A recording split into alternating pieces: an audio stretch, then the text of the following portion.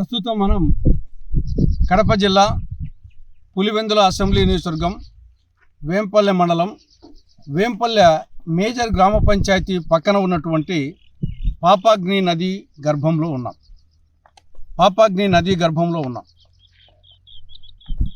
ఈ యొక్క పాపాగ్ని నది గర్భం ఈ కనపడేటి సహజసిద్ధమైన గుట్టలు కొండలు కాదు. వేంపల్లె మేజర్ గ్రామ పంచాయతీ అయినటువంటి డంపింగ్ యార్డు గుట్టలు కొండలు. వేంపల్లె గ్రామ పంచాయతీ రాష్ట్రంలోనే అతిపెద్ద మేజర్ గ్రామ పంచాయతీ. దాదాపు 50,000 జనాభా ఉంటుంది. ఈ నియోజకవర్గం ఎమ్మెల్యే మాజీ ముఖ్యమంత్రి జగన్మోహన్ రెడ్డి. ఈ పంచాయతీకి సంబంధించి గతంలో కాంగ్రెస్ పాలనలోనే పాములూరు గుట్ట మీద డంప్ యార్డుకు స్థలాన్ని కేటాయించడం జరిగింది. దాన్ని ఉపయోగించడం లేదు. ఇక్కడ సంపద కేంద్రం నిర్మితమైంది, దాన్ని ఉపయోగించుకోవడం లేదు. సంపద కేంద్రం దరిద్ర కేంద్రంగా దర్శనమిస్తూ ఉంది. పవిత్ర పాపాగ్ని నదీ గర్భాన్ని డంపింగ్ యార్డుగా ఉపయోగించుకుంటున్నారు.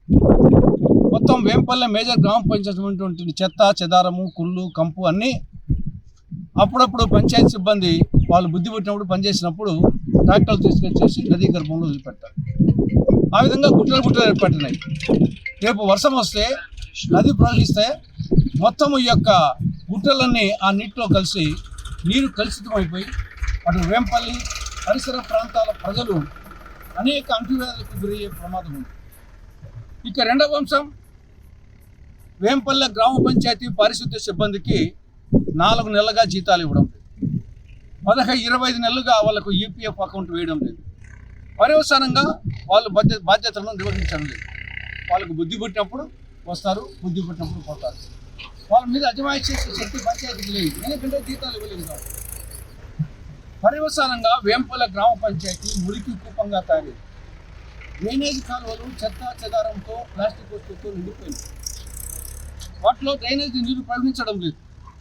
కొన్ని చోట్ల డ్రైనేజీ కాలువలు అవి కుంటలుగా చెరువులుగా తయారైపోయినాయి. రోడ్ల మీద మురికి నీరు ప్రవహిస్తూ ఉంది. చెత్త చెదారము మురికి నీరు పందులు దోమలు ఈగలు కుక్కలు ఆవులు మనుషులు సహజీవనం చేస్తున్నారు. పర్యవసానంగా డెంగ్యూ మలేరియా టైఫాయిడ్ కలరా విరేచనాలు ఈ అంటువ్యాధులు ప్రబలిపోతున్నాయి. మరి ఈ పరిస్థితుల్లో ఒకవైపేమో నరేంద్ర మోడీ గారు ఢిల్లీలో కూర్చొని స్వచ్ఛ భారత్ అని ఆయన అంటుంటాడు. అమరావతిలో కూర్చొని చంద్రబాబు నాయుడు స్వచ్ఛ ఆంధ్రని ఆయన అంటుంటాడు.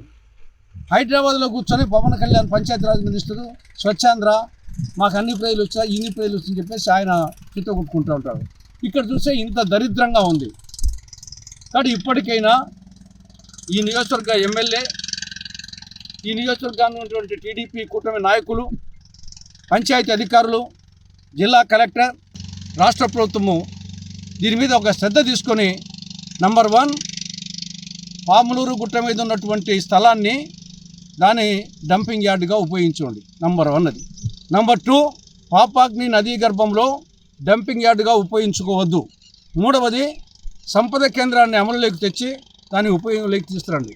4వది వేంపల్లె గ్రామ పంచాయతీ పారిశుద్ధ్య సిబ్బందికి వారికి పెండింగ్ బకాయిలను ఈపీఎఫ్ను జమ చేయాలని కాంగ్రెస్ పార్టీ డిమాండ్ చేస్తా ఉంది. వైఎస్ఆర్ కడప జిల్లా పులివెందుల నియోజకవర్గంలోని మేజర్ పంచాయతీ అయినటువంటి వేంపల్లె గ్రామ పంచాయతీలో ఉన్నాం. వేంపల్లెలోని పాపాగ్ని నది తీరాన నది మొత్తం ఏ విధంగా తయారైందో చూస్తే అర్థమవుతుంది. మొత్తం పంచాయతీ సిబ్బంది మొత్తం చెత్త అంతా ఇక్కడికి తీసుకువచ్చి వేయడం జరుగుతుంది. చనిపోయిన జంతువులను కుళ్ళిపోయిన చెత్తను అంతా ఇక్కడే వేయడం జరుగుతుంది. ఇంతకుముందుకే మేము హెచ్చరించడం జరిగింది. తులసిరెడ్డి గారి ఆధ్వర్యంలో మేము ఈఓ గారిని ఎండిఓ గారిని కలిసి కూడా లాస్ట్ మంత్ చెప్పడం జరిగింది. అయినా కూడా వాళ్ళు యథామామూలుగా మళ్ళీ ఇక్కడే తెచ్చి వేస్తున్నారు. ఇదేమంటే ఎవరో నాయకులంట భూమి ఆక్రమించుకోవాలంట ఇదంట అదంట అని చెప్తున్నారు. వేంపల్లె ప్రజానీకం కోసం మేము పాటుపడుతున్నాం. వేంపల్లె ప్రజానీకానికి ఈ చెత్త కుళ్ళిపోవడం వల్ల ఈ నదిలో నుంచి నీరు కలుషితమై గాలి కలుషితమై వేంపల్లె ప్రజానీకం అంతా కూడా అనారోగ్య గురి కావడం జరుగుతుంది. దీనికి ప్రాతినిధ్యం వహిస్తున్న ఎమ్మెల్యే గారు వైఎస్ జగన్మోహన్ రెడ్డి గారు ఇదే నియోజకవర్గానికి చెందినవారు. ఇదే ఎంపీ కడప ఎంపీ గారు ఇదే నియోజకవర్గానికి చెందినవారు. ఇదే టీడీపీ ఎమ్మెల్సీ రామ్ గోపాల్ రెడ్డి గారు ఇదే ప్రాంతానికి చెందినవారు, ఇదే నియోజకవర్గానికి చెందినవారు. అదేవిధంగా ఇద్దరు మాజీ ఎమ్మెల్సీలు కూడా ఇక్కడ ఉండడం గమనార్హం. ఒకరు బీటెక్ రవి గారు, మరొకరు సతీష్ రెడ్డి గారు. మనం అందరం కూడా సిగ్గు తెచ్చుకోవాలా.